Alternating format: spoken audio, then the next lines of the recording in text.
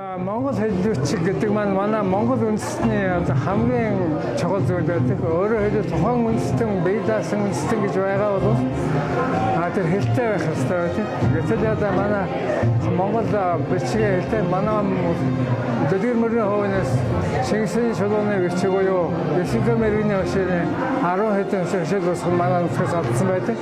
За үүнийг 62 онд төдөөгийн мэрлээ тусгай өгүүлсэн. За энэ бол Монгол бичиг манай нутгаас олдсон шүү. Монгол бичиг хэлсэн дурсгал.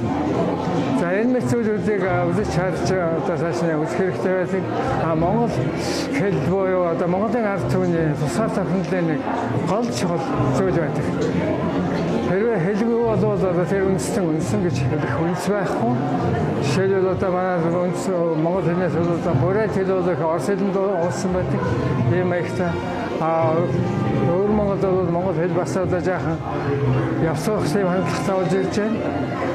Ийм учраас одоо манай одоо тэгээ өөр монголчууд бол одоо та нар гэдэг хардаг шүү гэж ярьж байсан.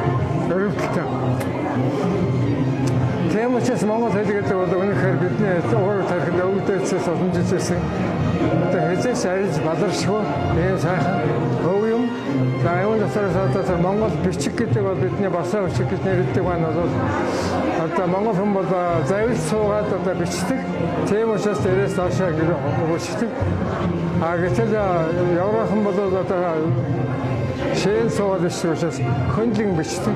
Манай хол доош нь ингэж бичдэг чинь бол миний бодож байгаагаар бол завил суугаад бичгийн хүмүүс бол тэгээд бичдэгтэй холбоотой. Тэгээд би тэргээр бахарч явдیں۔